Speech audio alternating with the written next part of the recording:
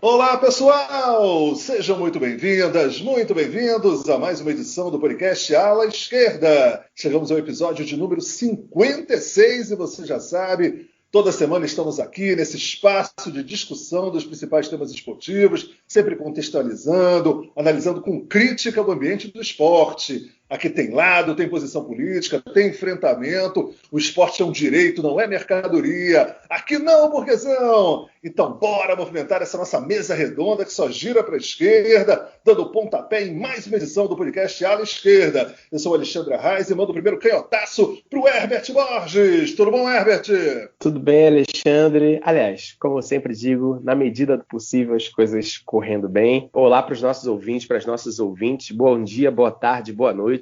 Espero que esteja todo mundo bem, se cuidando. Chegamos aí a mais uma semana com a Ala Esquerda, número 56. Posso dizer que o tema de hoje me é muito caro, né? Eu sempre falo isso, né? Acho que a gente tá bem de pauta. Vou começar logo dando o recado para não perder tempo no serviço. Você escuta este e os demais programas do Ala Esquerda no Google Podcast, SoundCloud, Spotify, YouTube. E mais qual, Thiago? Estou esquecendo alguma plataforma? Creio que não. Mas, enfim, vou passar para o Thiago para a gente começar o programa. Mas antes disso, eu gostaria de fazer um oferecimento especial da Ala Esquerda de hoje, da nossa edição. Quero oferecer para o meu irmão, Carlos Eduardo, que entrou para a estatística como uma das pessoas contaminadas com o Covid, está lutando bem, está com sintomas, é grupo de risco, mas está reagindo bem, está se cuidando bem, está preocupando a gente, mas se Deus quiser vai dar tudo certo, ele vai sair dessa. No mais, passo para o Thiago para a gente começar o programa. Vamos lá, Thiago, começar os trabalhos. É isso aí, Herbert, é isso aí. As plataformas são essas. E você encontra a gente no Twitter, @alaesquerda7 e no Instagram, @ala_esquerda7. Lá que a gente posta os nossos episódios e também dá alguns pitacos sobre algumas notícias do mundo do esporte e interage com vocês. É importante que vocês interajam com a gente nas redes sociais, mantenham esse contato, deem um feedback pra gente, onde a gente está acertando, onde a gente pode melhorar. Aqui é sempre no diálogo. Bom, dito isso, vou passar para a Mônica, para ela se apresentar e depois a gente vai começar nosso tema, que é uma discussão bem importante. E aí, Mônica, como vai? Fala, Thiago, Herbert, Alexandre, todo mundo que está aí mais uma vez escutando esse programa de 56, chegamos ao programa 56 do Ala Esquerda, e é isso, né? Vamos falar sobre dois temas aqui super importantes e atuais, e eu queria também iniciar esse programa dando os meus parabéns aí para o Tupi Futebol Clube, que é um clube tradicionalíssimo aqui de Juiz de Fora, que fez aniversário no dia 26 de maio, Tupi nasceu no dia 26 de maio de 1912, quer dizer, um clube mais do que centenário, está fazendo 109 anos. Parabéns aí para o Tupi. Eu espero que as próximas administrações desse clube, que orgulha muito a cidade de Juiz de Fora e o Juiz Forano, sejam administrações mais responsáveis aí com a história desse clube. É isso, vou passar minha bola já para o Alexandre para a gente iniciar esse bate-papo de hoje. Bora, Alexandre! Maravilha, Mônica! Seja muito bem-vinda novamente às edições aqui do Ala Esquerda. Pois é, né? A gente está, obviamente, acompanhando tudo que está acontecendo no Brasil, mas atento especificamente para as notícias da área esportiva. E aí algumas coisas chamaram a atenção, acho que essa semana, que vale a pena a gente aproveitar aqui o espaço da esquerda para discutir. Acho que a primeira que a gente já pode colocar aí na roda para a gente debater é uma definição oficial, né, porque houve a sanção já do prefeito do Rio de Janeiro, já publicada inclusive em Diário Oficial, aqui na cidade do Rio de Janeiro, do Eduardo Paes, de que o jiu-jitsu passa a ser uma das atividades extracurriculares nas escolas da rede municipal de ensino do Rio de Janeiro. Portanto, né, essa atividade pode ser oferecida para crianças e adolescentes e a forma com que ela vai se dar é através de parcerias com instituições ligadas ao esporte. Bom, obviamente a gente precisa de mais detalhes para ver como é que isso vai se materializar, né? Mas só lembrando que o Wilson Witzel, ex-governador aqui do Rio de Janeiro, né, que foi cassado, sofreu impeachment, ele foi um dos entusiastas dessa relação também. Logo quando ele entrou, ele, o antigo secretário de Educação aqui do Rio de Janeiro, Pedro Fernandes, que são pessoas ligadas ao jiu-jitsu, às artes marciais, também fizeram um início de projetos, né, ainda não era uma lei que incorporaria os jiu-jitsus e as artes marciais dentro dos currículos, ou como atividades extracurriculares, ou fazendo parte do contraturno escolar, ou sendo de alguma forma uma disciplina não obrigatória, mas oferecida e possível de ser oferecida pela escola. Naquele momento era um projeto do Witzel, mas sempre com esse mesmo discurso, né, de que era muito importante, porque, afinal de contas, através das artes marciais tem disciplina, a criança aprende o respeito, e aquilo ali é muito importante e seria muito valoroso para o aprendizado das crianças e para sua formação de uma forma geral. Olha, eu acho que é muito importante a gente debater essa questão por vários aspectos. O primeiro, e aí já coloco um pouco a minha opinião para a gente sair discutindo, é que qualquer atividade que aconteça no esporte, na área esportiva, qualquer atividade que aconteça na escola, melhor dizendo, da área esportiva, exige, obviamente, se pensar que aquele conteúdo ele vai potencializar uma formação cidadã, que aqueles conceitos que vão ser abordados daquela atividade esportiva, né, por que está se aprendendo aquilo, em que condições aquilo vai ser utilizado, qual é a filosofia que está por trás daquilo ali. Tudo isso é importante na hora que você inclui algum elemento de conteúdo dentro da escola, em especial, agora, já que a gente está falando das questões esportivas. E o que a gente vê, na verdade, e era assim no projeto original do Witzel, né, eu não tenho detalhes exatamente de como é que ele funcionou nesses seus projetos na rede estadual, ou se com a questão do Witzel isso ficou meio paralisado, precisando de maior estruturação, mas como se daria? Seriam instrutores, haveria uma licitação por parte das prefeituras locais e do próprio governo do estado, licitação em que instrutores seriam aprovados para dar essas aulas. Quem são esses instrutores? Hoje, esses profissionais que estão dando aula nas academias, que teriam, por obrigação, ter um curso de capacitação que é dado pela própria Federação de Jiu-Jitsu aqui do Rio de Janeiro, no caso especificamente do Jiu-Jitsu. Então a gente tem que pensar, primeiro, a gente já vem discutindo aqui no À Esquerda em alguns momentos, primeiro, essas relações do poder público, essas organizações não governamentais, com determinados institutos, com academias de ginástica, com clínicas esportivas, com a escolinha do jogador tal, do ex-atleta tal, do jogador tal, do ex-lutador ou do atual lutador tal. Primeiro que a gente sabe que a forma com que os recursos se movimentam nessa área tem pouca transparência, tem pouco controle. Além disso, a gente sabe que esse profissional que hoje trabalha em academia, com lutas marciais, são profissionais focados no desempenho físico daquela pessoa, do aperfeiçoamento das técnicas para as lutas, para as competições. Está longe de ter elementos didáticos, elementos pedagógicos e educacionais que dialogam com o sentido do esporte educacional. Então você já tem um problema sério, que é o perfil do profissional que vai estar dentro das escolas fazendo isso. Além disso, acho que a gente tem uma questão de contexto, e aí é uma questão de conjuntura política, que tem que ser considerado. E é impossível que se feche os olhos para isso nesse momento, né? A gente está tendo aqui no Rio de Janeiro já uma sinalização perigosa com essas escolas cívico-militares. Todo mundo teve a oportunidade de ver essa semana vídeos que circularam sobre uma verdadeira, aí sim, doutrinação de crianças e adolescentes dentro da escola, inclusive repetindo palavras de ordem, que são slogans dos governos do Bolsonaro e da extrema-direita no Brasil. Quer dizer, uma lógica muito complicada da atuação dos militares dentro da escola. O Herbert, por diversas vezes aqui no À Esquerda, traz, né, a história do esporte no Brasil e a participação muito importante das Forças Armadas, como ela sempre esteve muito ligado a isso. Então,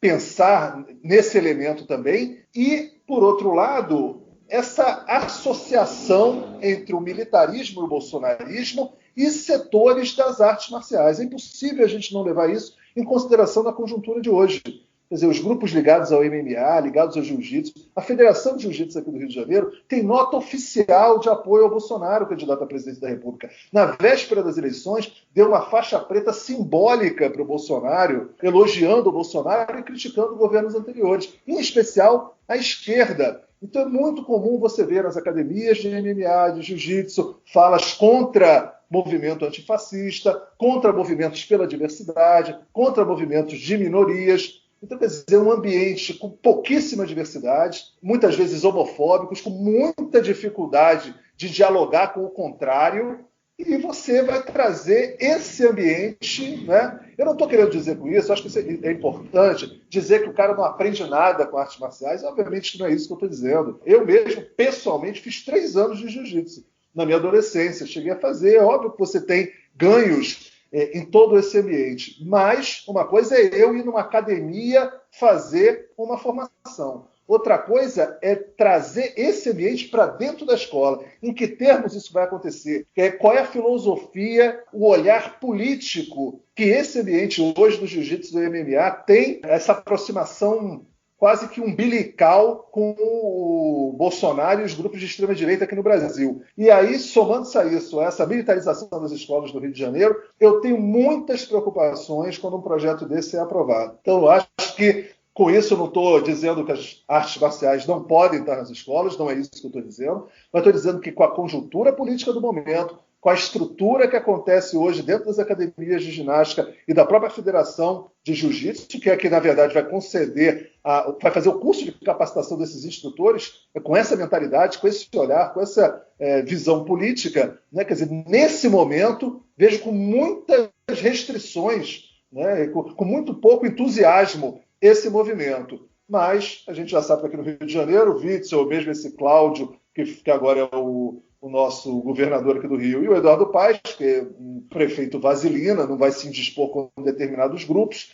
Então, assim, eu tenho muita preocupação e estou muito curioso aí para ouvir a opinião de vocês. Já vou passando para o Herbert, que tem acho que condição aí de falar com a gente bastante por estar dentro da rede, ter relações, obviamente, né, com o que é apresentado de demandas da Secretaria de Educação para os profissionais de educação física e como essa relação com essas atividades extracurriculares que chegam agora com peso, em especial com esse movimento de artes marciais hoje com a conotação tão direitosa, tão bolsonarista e tão preocupante, eu diria, numa primeira observação. Bom, Alexandre, acho que quanto a essa questão política, você praticamente esgotou o tema. Eu penso muito parecido com você, mas eu quero me debruçar aqui sobre uma questão político-administrativa. Eu acho que eu tenho primeiro essa preocupação. Vou falar um pouco sobre o decreto e depois eu vou dar a minha opinião sobre isso, né? Vou até citar um artigo de uma pesquisadora que eu gosto muito, que eu tenho como inspiração. Mas primeiro, sobre o decreto, é um decreto curto, foi publicado no dia 25 de maio, há 2 dias. São 6 artigos apenas no decreto. Era um projeto de lei do vereador Carlos Caiado, que é do DEM, mais fisiológico que isso, impossível. E eu quero ressaltar alguns pontos que me chamaram a atenção, né? O primeiro deles está no artigo 2. O primeiro artigo só fala o que é o projeto, né? A atividade extracurricular do ensino do jiu-jitsu, nas unidades de ensino da rede pública municipal. Mas assim, o artigo 2 ele fala que é uma atividade extracurricular que poderá ser ofertado pelas unidades de ensino. Ou seja, daí a gente pode apreender que não vai estar em toda a rede, em alguns pontos não. A gente não sabe se as escolas vão poder se negar a receber esse projeto ou fazer essa parceria. Isso eu acho que é um ponto que ainda precisa ser melhor detalhado. Um outro ponto, já no parágrafo único, é sobre a questão essas parcerias serão celebradas com pessoas, com confederações, federações, associações, enfim, que sejam próximos à unidade de ensino. Ou seja, essas aulas de jiu-jitsu têm que ser próximas às unidades de ensino, próximas às escolas. Existem escolas que têm a questão do difícil acesso. Por isso, a prefeitura, inclusive, oferta o ônibus da Liberdade, né, para levar os estudantes das escolas. Então, como que vai ficar nessa situação? A gente também não sabe. Essa própria questão de celebrar parceria com pessoas físicas, confederações, federações, associações, quem é que vai escolher isso? Vai ser a prefeitura? Vão ser as unidades de ensino? Aqui no decreto dá a ideia de que tanto as unidades quanto os órgãos autorizados pelo chefe do Poder Executivo. Ou seja, os órgãos autorizados pelo Eduardo Paes, que a gente não sabe quais serão nessa situação. Se vai ser a Secretaria de Educação, se vai ser a Secretaria Municipal de Esporte e Lazer. Então, tudo isso está muito obscuro. No artigo 5º desse decreto, fala que a execução dessa lei corre por conta de dotação dotações orçamentárias próprias. E aí também a gente não sabe se é dotação orçamentária própria da prefeitura, das secretarias ou das próprias escolas. Na minha experiência, as escolas já têm um orçamento bem estrangulado para diversas questões. Inclusive, o próprio orçamento das escolas são muito engessados, falando numa linguagem menos rebuscada. Não dá para dar pedalada fiscal na escola, né? Pegar dinheiro de um orçamento que é destinado, por exemplo, a obras de infraestrutura e colocar num projeto. Não dá para se fazer isso. Então, a gente precisa vai precisar entender isso melhor. E o último artigo, que não é o que chamou mais a minha atenção, mas foi o que me preocupou mais, que essa lei entra em vigor na data da sua publicação. Ou seja, já está valendo. E aí, a minha pergunta já está valendo durante a pandemia? As escolas podem celebrar essa parceria e oferecer e ofertar para os alunos que estão no presencial? Para mim, isso é preocupante. E aí são temas que você também levantou. Qual vai ser a matriz pedagógica, né? Já que essas parcerias podem ser celebradas com diversos atores sociais aí, né? Instituições, federações, profissionais autônomos, qual vai ser a matriz? Existirá uma matriz pedagógica que todo mundo tem que seguir? Ou em cada lugar vai funcionar de alguma maneira? E os órgãos de controle, né? Vai ser o Conselho Escola Comunidade, o SEC? Vai ser o Grêmio Estudantil, né? A preferência será de profissionais ou instituições de bairro como uma maneira de fomentar não só a área esportiva, mas também a área econômica desse bairro, né? Você faz o dinheiro circular por aquela comunidade, por aquele bairro. Então tá óbvio que esse decreto ele precisa de um decreto específico que regulamente toda essa questão prática dessa lei, né? Desse novo projeto. Porque, por enquanto, é um projeto, mas pelo artigo 2º, né, que poderá ser ofertado às unidades de ensino, a gente vê que não tem grande chance de se tornar um programa, né? Isso, estou falando da questão administrativa. Agora, com uma versão mais de opinião, eu queria chamar aqui a atenção e até citar um artigo da Simone Larraud Guedes, que é uma professora que infelizmente já nos deixou, não está mais nesse plano, que eu queria que fosse a minha orientadora no mestrado da UF, mas não houve tempo para isso. Mas é um artigo sobre projetos sociais, notas de pesquisa de 2006, esse artigo. O nome é esse mesmo, Projetos Sociais, Notas de Pesquisa. Então ela está o tempo todo falando sobre o projeto Nomes, que existiu ou existe, ainda não sei, em Niterói, que a prefeitura de lá fechou parcerias com institutos ou com ex-atletas que promoveram atividades esportivas, né? Projetos esportivos para as pessoas daquela cidade. E o primeiro ponto que ela chama a atenção é a própria trajetória dos ex-atletas. Então, tem muita essa fala, isso é muito presente no discurso, de que o atleta quer devolver tudo que ele conquistou, ele quer devolver de alguma forma, pelo menos alguma parte, para a população. E aí a gente tem que parar para pensar. Isso o torna competente o suficiente para executar uma política pública, ele querer devolver para aquela população, ele ter só aquela vontade? Porque vontade nós temos diversas, né? Então, isso torna autoridade no que se refere à pedagogia do esporte. Ele pode entender muito sobre o esporte. Não é à toa que foi um atleta de alto rendimento. Mas a pedagogia, como passar para as pessoas, como transformar aquilo em política pública, é uma outra questão. Então, na minha visão, é uma autoridade não conquistada, que é o que vai acontecer com essa questão do jiu-jitsu. Então, a gente tem diversos atletas, o Brasil é uma das potências, né, nessa modalidade, nessa arte marcial, mas nem todo mundo vai saber ou vai se interessar a aprender uma pedagogia voltada para o esporte e para como transmitir isso para os alunos da prefeitura, né? E aí a gente vê uma proliferação, não só na cidade, no estado do Rio de Janeiro, mas no Brasil, de execução de políticas públicas que não necessariamente dialogam com os desejos e com as necessidades daquelas populações e dos territórios. Então, um projeto como esse, a gente não sabe se isso surgiu, mas eu imagino que não, através de um diálogo com a população do Rio de Janeiro, com a população dos bairros do Rio de Janeiro, que são necessidades diferentes, são territórios diferentes. Então eu gostaria de entender o porquê o jiu-jitsu. Eu acho que o Alexandre já responde essa pergunta na fala dele, quando ele fala do momento político que a gente atravessa. Mas eu gostaria de ver um órgão público, né, um agente público respondendo por que o jiu-jitsu. Por que não outra modalidade? Será que todos os bairros do Rio de Janeiro querem que seus filhos, seus adolescentes, suas crianças façam jiu-jitsu? Isso é uma pergunta que para mim é sem resposta. E para mim também a parceria público-privada, que o Eduardo Paes gosta tanto, ela instrumentaliza o esporte e a comunidade como uma máquina de votos, né? Então, isso está no artigo dela também, a própria vulnerabilidade do trabalhador do esporte. Se a gente pensar que a Prefeitura do Rio está celebrando, a Prefeitura do Rio e outras prefeituras celebram contratos com instituições de esportivas que muitas vezes são de ex-atletas que vão contratar profissionais. Então, serão profissionais terceirizados trabalhando em instituições públicas ou trabalhando para instituições públicas. Por que não existe um projeto ou um programa da própria prefeitura ou secretarias com servidores de carreira, né? Porque a estabilidade, a liberdade do servidor público de carreira, e isso tem uma razão para existir, né? Porque aí tem uma menor possibilidade, não significa que não haja pessoas corruptas, mas tem uma menor possibilidade do sujeito estar, com perdão da redundância, sujeito a pressões e assim ter participação em algum tipo de corrupção. Não significa que está imune, mas a possibilidade é menor.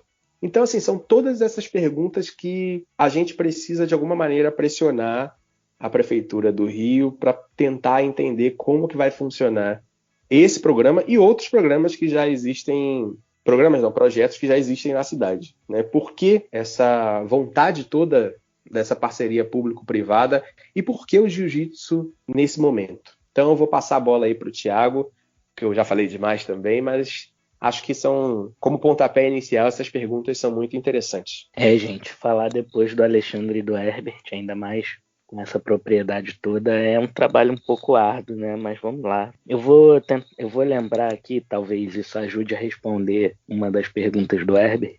Vou lembrar aqui de um caso que aconteceu no ano passado, em 2020, quando tiveram os movimentos das torcidas antifascistas, liderados por algumas torcidas organizadas, e a gente até fez um ala esquerda sobre isso. E como resposta, alguns lutadores de jiu-jitsu, de MMA, ameaçaram, chegaram aí a criar um movimento para se organizar contra os movimentos antifascistas, dizendo que nas próximas manifestações eles iriam estar lá, enfim, lançando fake news, dizendo que os movimentos antifascistas estavam batendo em mulheres e crianças e que nos movimentos seguintes eles iriam estar lá para defender a população brasileira. Então, por aí a gente vê o nível da maioria dos lutadores de jiu-jitsu, MMA, né? A gente tem alguns exemplos como Renzo Gracie, bolsonarista, Paulo Borrachinha, bolsonarista, enfim, temos Vanderlei Silva, temos diversos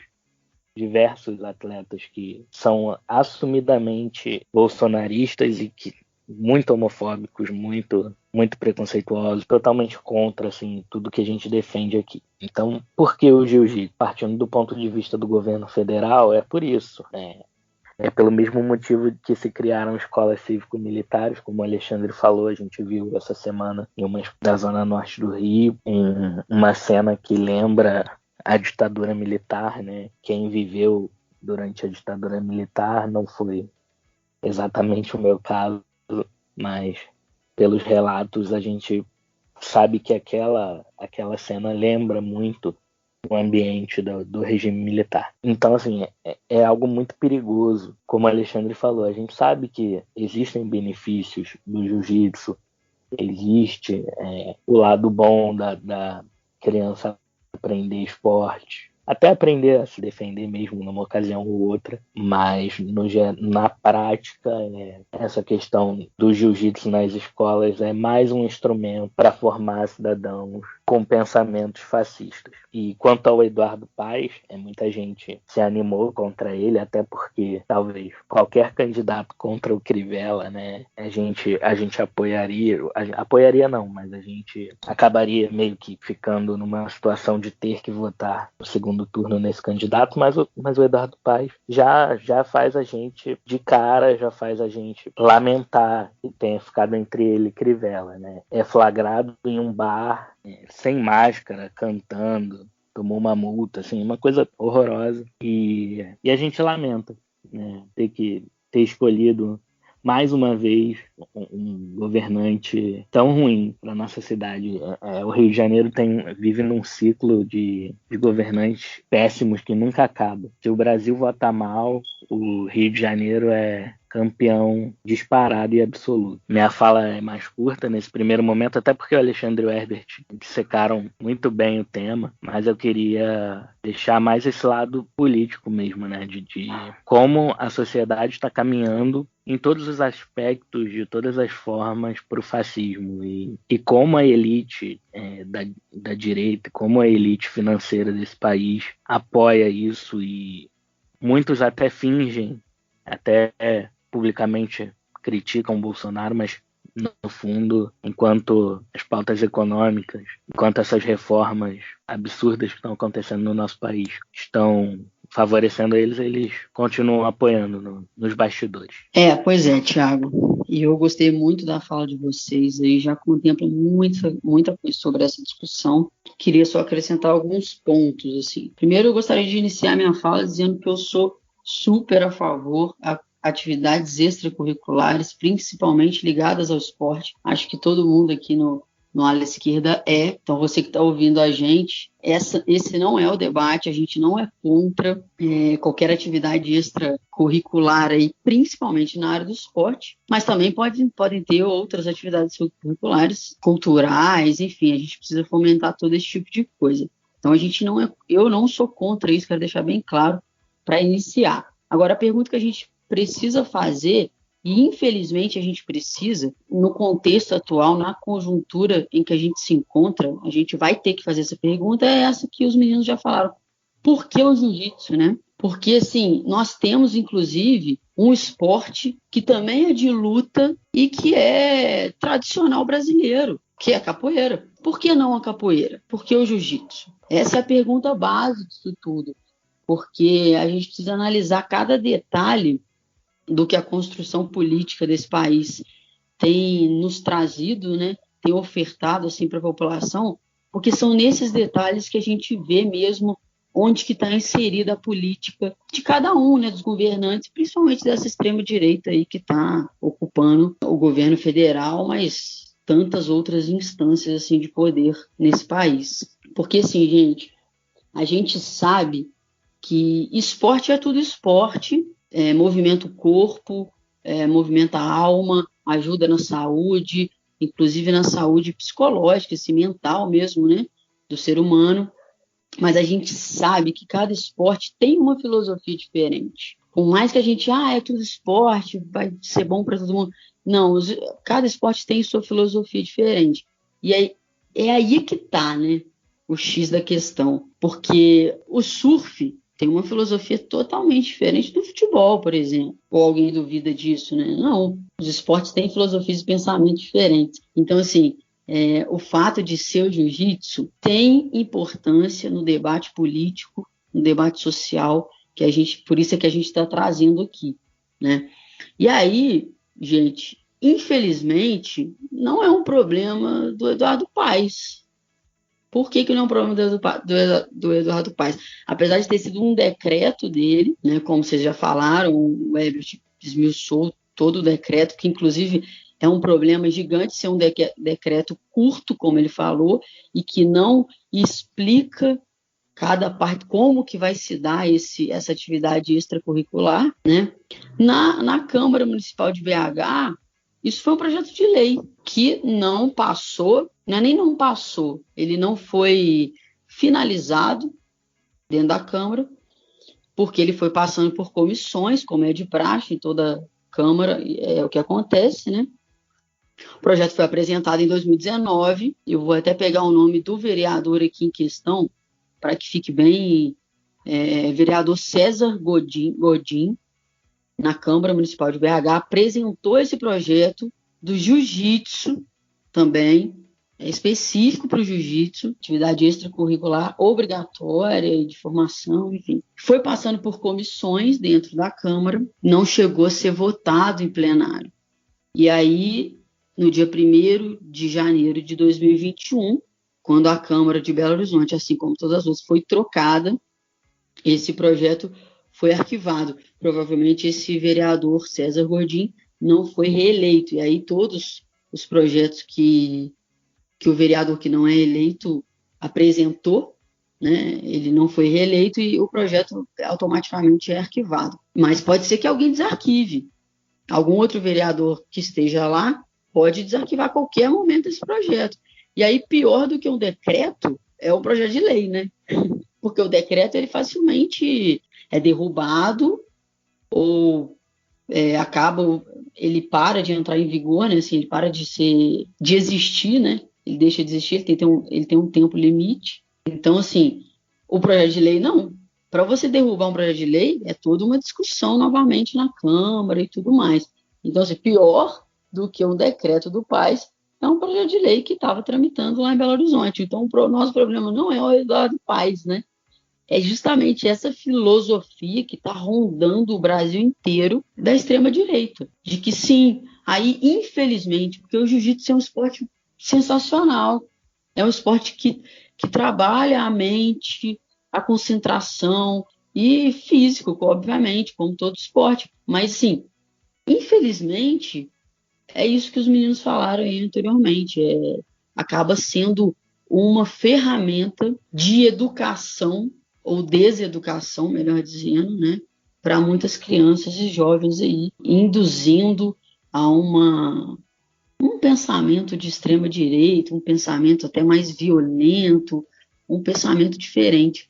E aí a pergunta que a gente precisa fazer é exatamente essa: por que o jiu-jitsu? Eu prefiro a capoeira. É autenticamente brasileiro, é esporte de luta também. Não faz sentido o seu jiu-jitsu, né, nesse país, não faz sentido o seu jiu-jitsu no Rio de Janeiro. Mas enfim, é isso, assim, eu acho que o que eu tenho para acrescentar é isso, Alexandre. Mônica, rapidinho antes do Alexandre entrar de novo, deixa eu só fazer uma correção. Quem apresentou esse projeto, o autor desse projeto, é o Wellington Dias e não o Carlos Caiado. O Wellington Dias é do PDT aqui do Rio de Janeiro, né? Então isso explica também muita coisa, né? Por isso que dá sempre menos de 10% pro PDT. Vai lá, Alexandre. Pois é, Mônica, eu concordo totalmente com o que você está dizendo e eu trago até um outro elemento. Um país altamente violento, que a gente sabe que, lamentavelmente, a quantidade de violências contra a mulher que existe, contra meninas, contra adolescentes, eu acho até interessante que, em especial, as mulheres tenham a possibilidade de aprender defesa pessoal também. Eu acho que é uma questão importante, inclusive, dentro de uma realidade de uma sociedade doente como a nossa, de uma forma geral, mas estou falando mais especificamente do Brasil. Tudo isso eu acho elementos importantes.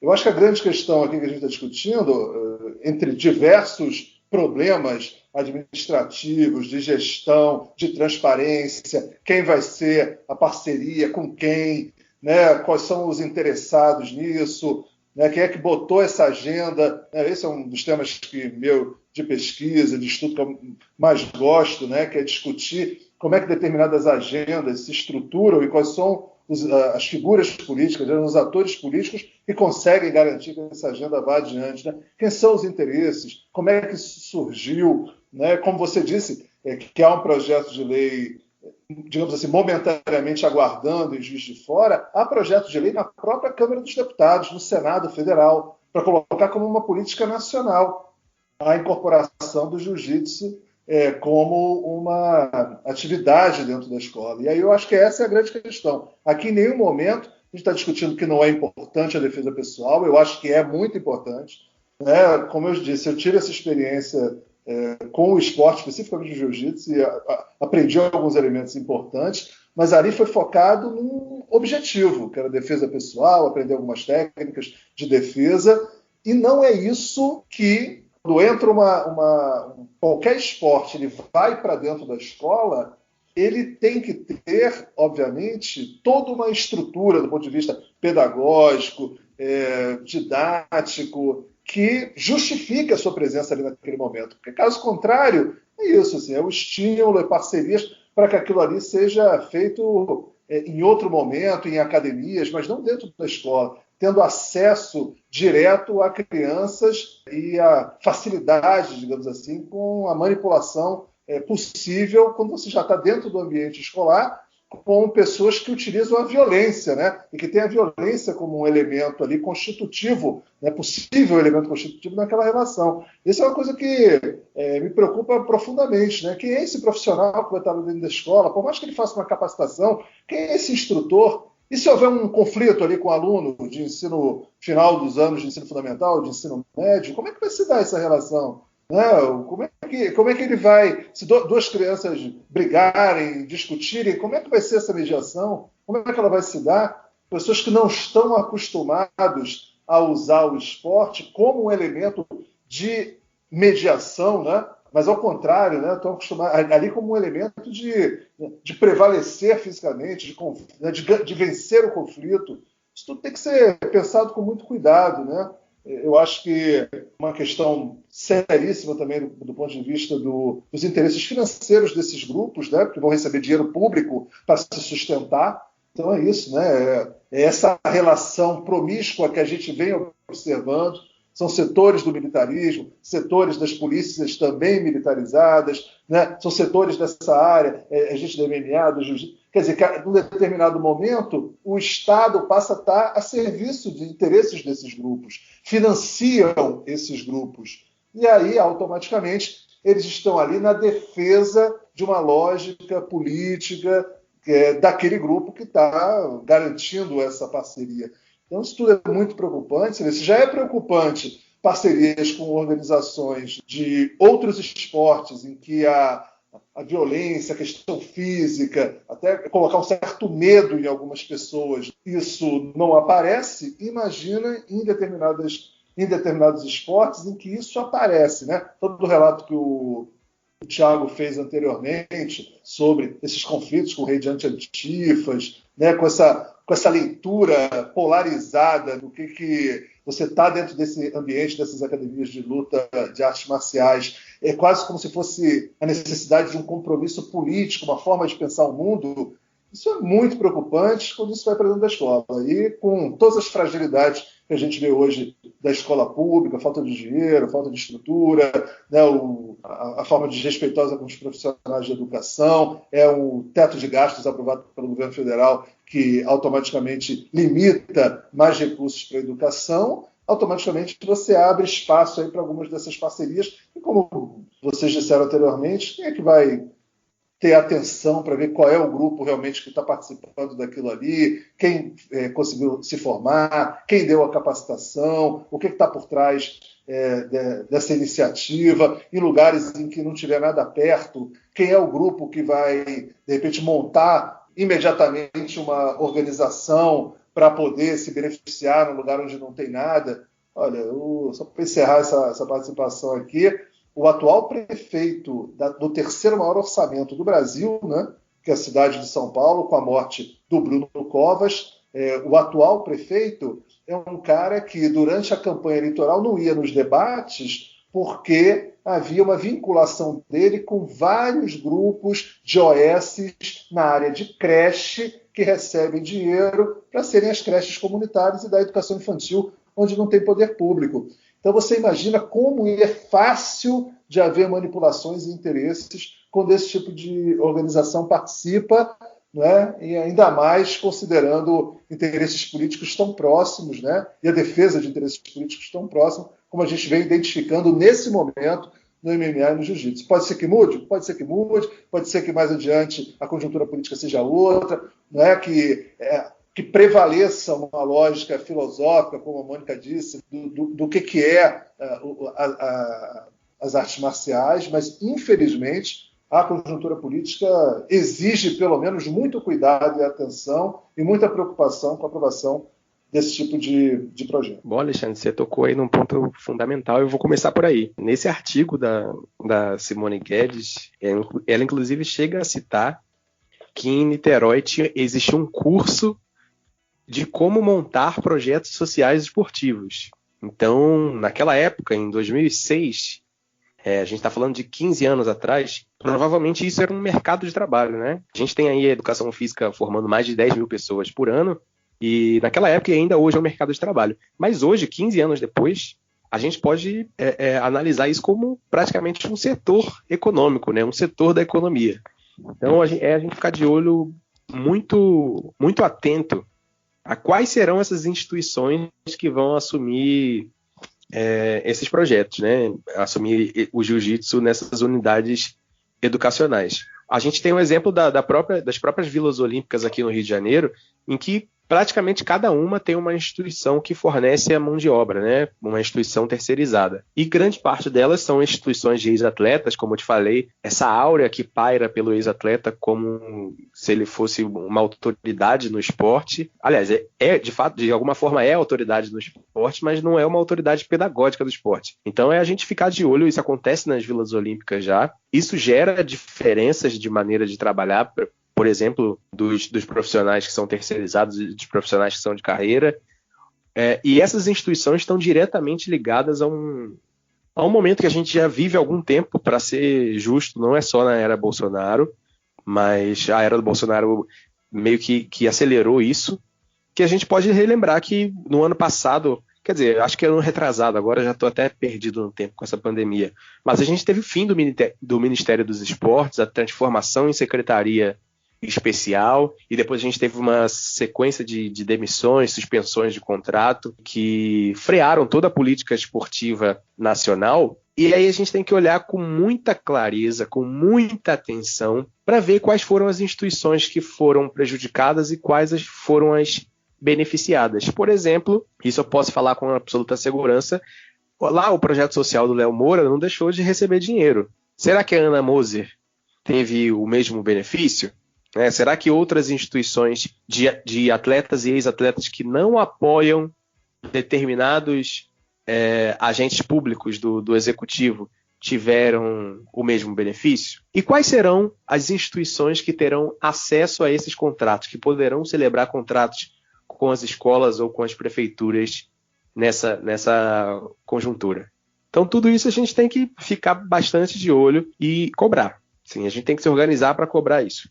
A gente, enquanto sociedade civil. Um outro ponto para finalizar e já passar para o Thiago é que, geralmente, na minha experiência de serviço público, todo projeto, todo programa, ele é universal. Universal significa que ele está disponível para todo mundo, significa que vai atender todo mundo. E aí, como é que vai ficar um projeto como esse, de jiu-jitsu, no atendimento de todos os alunos e alunas? Como que a escola vai escolher os alunos que vão praticar? Porque não vai ser para todo mundo.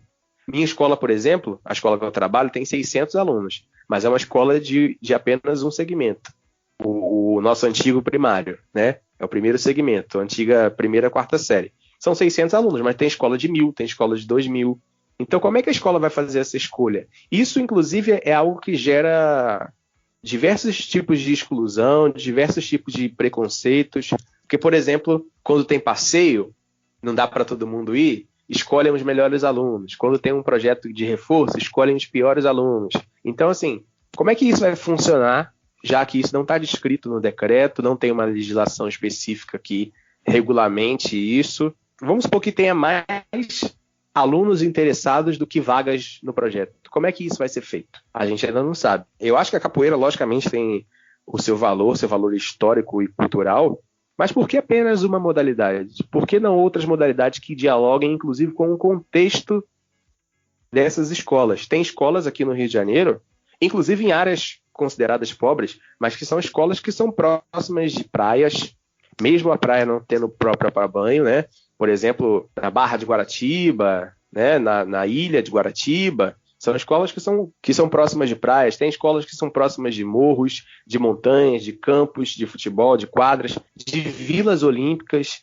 Então, por que não consultar as populações desses bairros e também analisar o próprio território, né? Cada bairro tem algumas potencialidades ali que podem ser aproveitadas, inclusive no âmbito esportivo.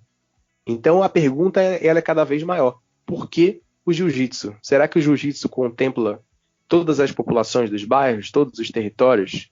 Isso é algo que precisa ser respondido urgentemente pela prefeitura do Eduardo Paes. É realmente preocupante esse decreto. Ele deixa muitas perguntas não responde muitas delas, não responde o que a gente quer saber sobre a implementação desse projeto nas escolas municipais do Rio. E como você disse, o jiu-jitsu, não só o jiu-jitsu, mas a forma como esse projeto é implementado pode gerar muita exclusão, preconceito, e pode aumentar, inclusive, dependendo da forma como foi implementado, aumentar a violência, né? A violência dentro das escolas, aumentar as brigas, enfim, e as desavenças, e aumentar também a irritabilidade dessas crianças no meio em que elas vivem. Na teoria, eles alegam que o esporte tira a criança da criminalidade, e isso é verdade.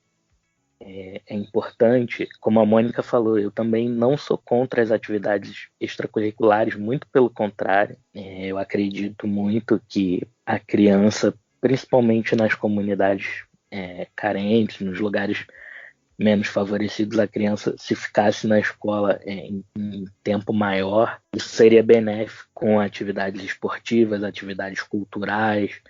Isso traria benefícios para as crianças. Então, aqui ninguém é contra o esporte, ninguém é contra as atividades extracurriculares. Mas a escolha do jiu-jitsu, da forma como está sendo feita, pode gerar, inclusive, um aumento do número da violência policial no longo prazo, porque muitos desses professores, dessas pessoas que fazem jiu-jitsu, né, não como atletas profissionais, famosos, mas como atletas amadores, são policiais, militares, e isso acaba influenciando os alunos, né, que vão querer ser como os professores, vão querer ser policiais, e vão absorver esse discurso de ódio, que tem que matar mesmo. A gente sabe como funciona nas comunidades do Rio de Janeiro, que a polícia militar atira primeiro, esconde o corpo e evita as perguntas. É muito preocupante essa implementação, porque, de certa forma, o jiu-jitsu, o que se pensa do jiu-jitsu hoje no Rio de Janeiro e no Brasil, está ligado a essa ideologia policialesca, enfim, que as pessoas compram. Aqui no Rio de Janeiro talvez o maior chamariz de votos para um político, disputando com o fundamentalismo religioso. O maior chamariz de votos é esse, é a questão da segurança pública, é a questão de combater a criminalidade. Eu fico chocado e impressionado com a quantidade de pessoas nas redes sociais que a gente vê por aí falando coisas como CPF cancelado, e tá com pena leva para casa, bandido bom e bandido morto, enfim, menos uma sementinha do mal, essas coisas que a gente fica ainda chocado, mesmo já estando vivendo isso há algum tempo. Então, me preocupa mesmo ver que está acontecendo essa doutrinação, né? O governo bolsonarista é um governo que, desde antes de assumir, desde a campanha, usou muito a questão da educação para ganhar votos. Usou a máquina de fake news, o gabinete do ódio para atacar diretamente a educação, os governos anteriores na questão da educação, para demonizar a figura do Paulo Freire. E essa doutrinação ela acontece em diversas áreas. Em relação ao esporte, o jiu-jitsu é o carro-chefe, né? Ele, Bolsonaro, adora fazer uma aparição com camisas de times, então óbvio que ele ia usar o futebol, que é o esporte mais popular do país, para se promover. Mas é o jiu-jitsu que, com a desculpa da disciplina, se implementa uma obediência quase que total e absoluta. E aí se formam cidadãos não pensantes, apenas obedientes.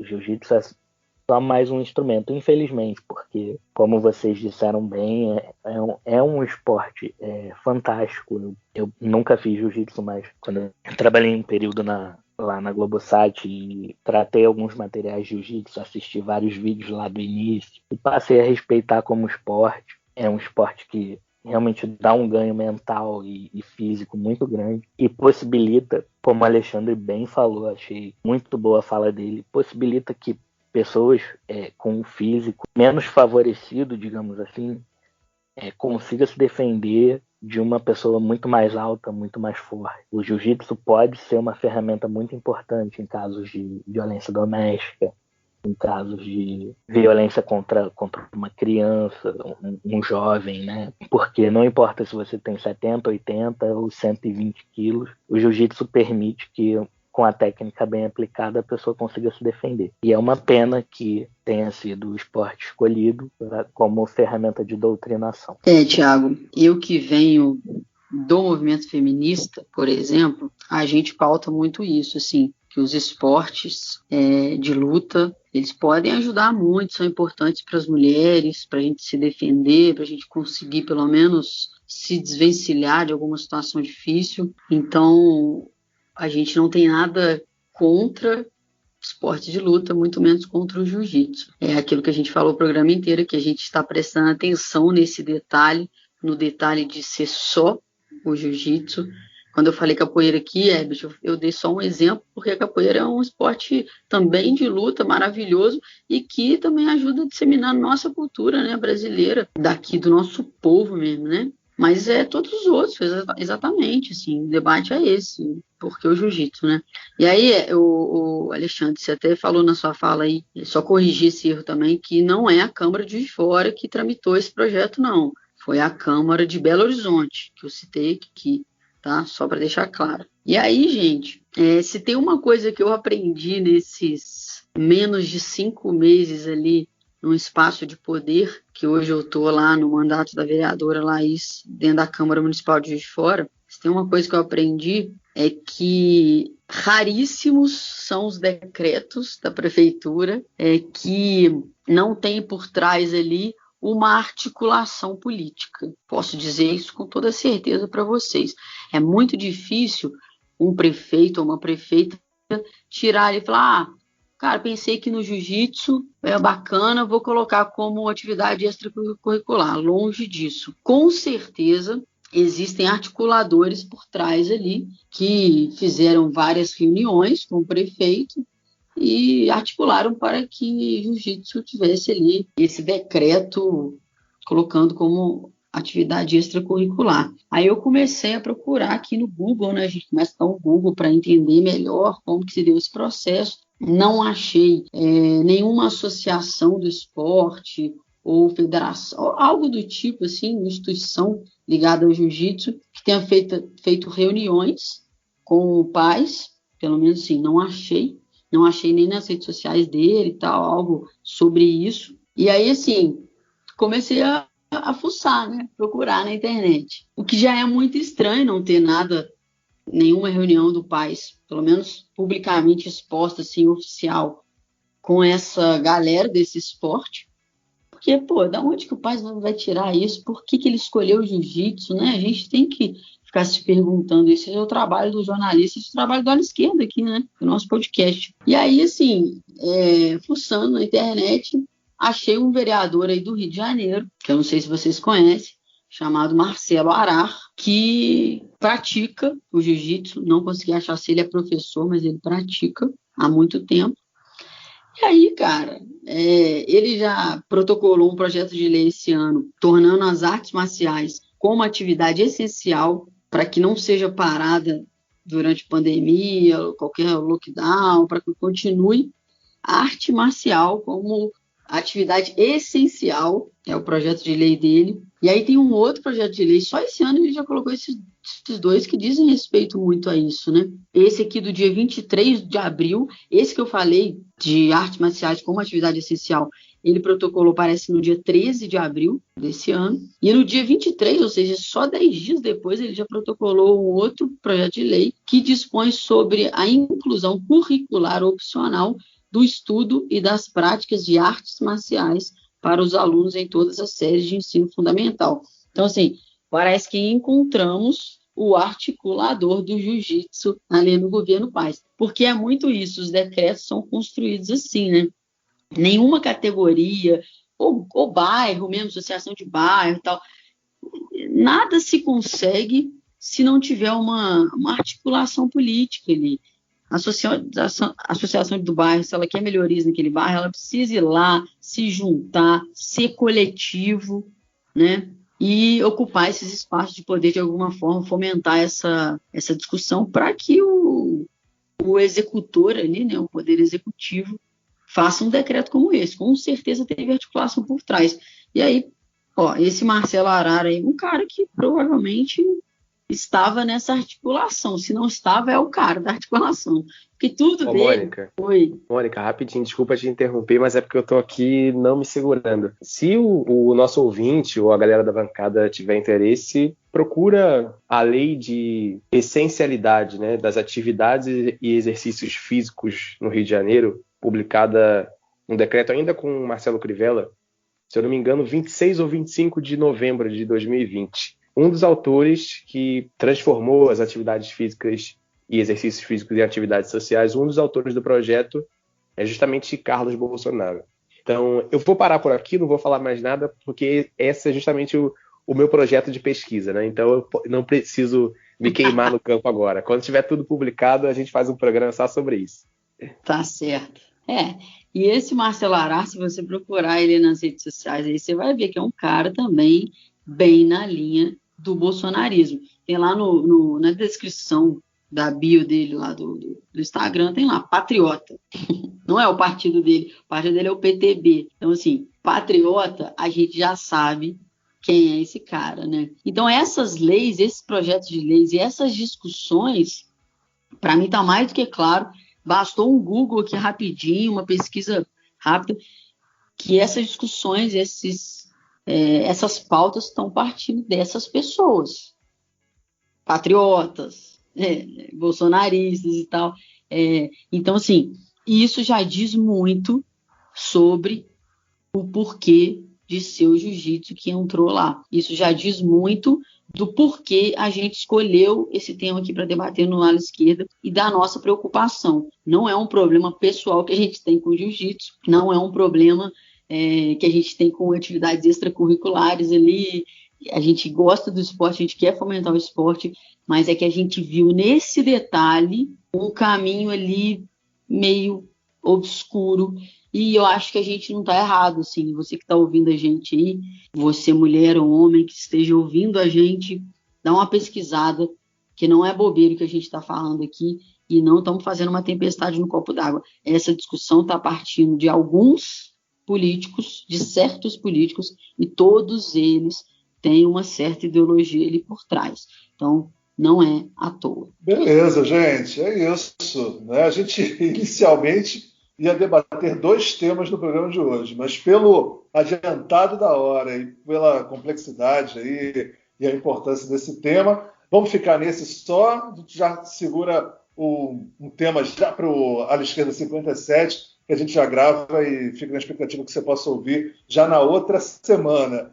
Só quero lembrar que o Vladimir Safatli, que é um pesquisador da USP, um filósofo, ele disse o seguinte: o governo Bolsonaro colocou 7 mil militares em funções estratégicas dentro do governo. Ninguém coloca 7 mil militares para dentro do governo se tem alguma expectativa de sair amanhã ou depois. Ninguém coloca 5 mil agentes ligados ao bolsonarismo, disfarçados de esportistas, de educadores esportistas, né, de profissionais da área do esporte dentro da escola, se tem o objetivo de daqui a pouco isso sair ou deixar de acontecer. A ideia dessas pessoas é manter uma estrutura militar, bolsonarista, de extrema-direita, dentro do Estado brasileiro, e a expectativa deles é não sair. Então, cabe a gente ficar refletindo sempre aqui, debatendo, em todos os ambientes que a gente está, tentar se antecipar que determinadas coisas não aconteçam, porque se acontecer, depois para tirar é uma dificuldade enorme, e daqui a pouco o Brasil está aí fadado a ser o que é hoje a Colômbia, não sei o quê, alguns países que dizem que é uma democracia formal, mas nem democracia formal porque toda semana, quando se destaca alguém de esquerda ou de uma visão diferente do ponto de vista político, acaba sumindo, é sindicalista morto, coisas acontecendo e ninguém sabe como é que é. Nós estamos vivendo um dos momentos mais estratégicos da vida desse país, pós-ditadura militar, e a gente tem que ter muita atenção e cuidado com todos os pequenos detalhes. Não dá para deixar nada passar. Por isso eu dou um abraço para a galera e semana que vem estamos de volta. Bom, é isso. Vou me despedindo também. Quero só fazer uma correção e um comentário rápido. A correção é que Tiago e Alexandre também não acertaram comigo, né? Também erraram comigo. Porque eu, como carioca, falei que a ilha de Guaratiba tinha mar, mas a ilha de Guaratiba aqui no Rio de Janeiro é um lugar que não tem mar. Eu queria me referir à Pedra de Guaratiba. Então é um lugar que também tem potencialidades para ter outras atividades que não o jiu-jitsu com os alunos daquela região, né? E um outro comentário rapidinho. Nesse mesmo texto que eu sugeri, nesse mesmo artigo, a Simone também fala sobre algo que também é bem interessante, que a gente precisa desnaturalizar esse discurso de que criança na rua é cooptada pelo tráfico, né? Isso é muito usado, inclusive, por políticos de direita, por políticos de esquerda também, às vezes. E isso acaba marginalizando as pessoas, né? A gente trata como se fosse um caminho natural das pessoas pobres, suburbanas, faveladas, de que se elas não tiverem a oferta, por exemplo, do esporte, elas vão para o tráfico de alguma forma. Quando, na verdade, não é o problema não é o lazer das pessoas, né? Não é o momento que elas têm ali para escolher o que fazerem, mas a vulnerabilidade social a que elas são submetidas. A gente tem diversas crianças e adolescentes que estão na rua agora, nesse momento, não deveriam estar, mas que estão fazendo outras coisas, né? Estão dançando, estão jogando bola, estão jogando videogame, estão jogando Free Fire, o que seja. Não necessariamente a gente precisa marginalizar essas pessoas mais do que elas são marginalizadas. O esporte, assim como outras opções de lazer, ele serve para ampliar possibilidades, né? Primeiro, de ter um lazer ativo, de fazer parte que faz parte da saúde coletiva, mas ele não evita que ninguém vá para o tráfico. O que evita é diminuir a vulnerabilidade social dessas pessoas, né? Emprego, acesso à educação, comida, moradia, segurança, enfim, direitos sociais respeitados. Então a gente tem que ter cuidado para também não cair nessa armadilha de que o esporte salva, porque ele acaba marginalizando as pessoas e seus hábitos também. Então, da minha parte é isso. Um abraço para todo mundo que veio até aqui, que chegou até o final escutando a gente, e até semana que vem. Com certeza, Herbert. Eu falei sobre essa questão de tirar as crianças das mãos do tráfico, né? Acabei caindo nessa armadilha, como você disse, enfim. Mas a gente sabe que em alguns lugares realmente as crianças são cooptadas, os jovens são cooptados pelo tráfico, mas justamente pelo que você disse, né? A questão da vulnerabilidade social, do Estado não estar presente ali de nenhuma outra forma, e aí a gente acaba trazendo para o esporte uma responsabilidade que não é dele, de salvar essas crianças. A responsabilidade é do Estado, que deveria entrar nas comunidades não só com a polícia, como acontece hoje, mas deveria entrar com educação, com cultura, saneamento básico, coisa que não faz. Da minha parte também é isso, e a gente espera que algo mude, né? A gente está aí tentando, fazendo os nossos programas, trazendo as discussões, mas é triste, é como o Alexandre falou, estamos caminhando aí para um governo cada vez mais militarizado e concordo com ele, a intenção deles não é de sair. E a gente tem que ficar muito atento, muito forte, muito unido para, de repente, não reviver um novo regime militar. Bom, valeu, galera. Foi ótimo estar com vocês. Até a próxima. Um abraço a todos os ouvintes. É isso, galera. Eu vou finalizar aqui convidando todo mundo que está escutando aí o Ala Esquerda a estar nessa manifestação do dia 29, que vai ter em todo o país. Se você não é do grupo de risco, vá na manifestação. Claro, protegida, leva sua máscara, leva o álcool gel, mantenha a distância, mas é isso, acho que chegou um momento que, infelizmente, a gente vai ter que arriscar a nossa vida, a gente vai ter que se expor para botar o bloco na rua, assim, né? E aí, aqui no Brasil, os movimentos sociais têm replicado uma frase que vários países disseminaram aí, e é muito isso, é muito nessa base. Se a população precisa arriscar a sua vida e se expor a um vírus muito perigoso, é porque o governo é ainda mais perigoso. Então é isso, vacina para todo mundo, salve o SUS e fora Bolsonaro. É isso aí, todo mundo no dia 29 atento aí às agendas dos seus estados. Vamos nessa, galera! Valeu, tchau, tchau. Vamos nessa. Até a próxima, galera. Tchau, tchau.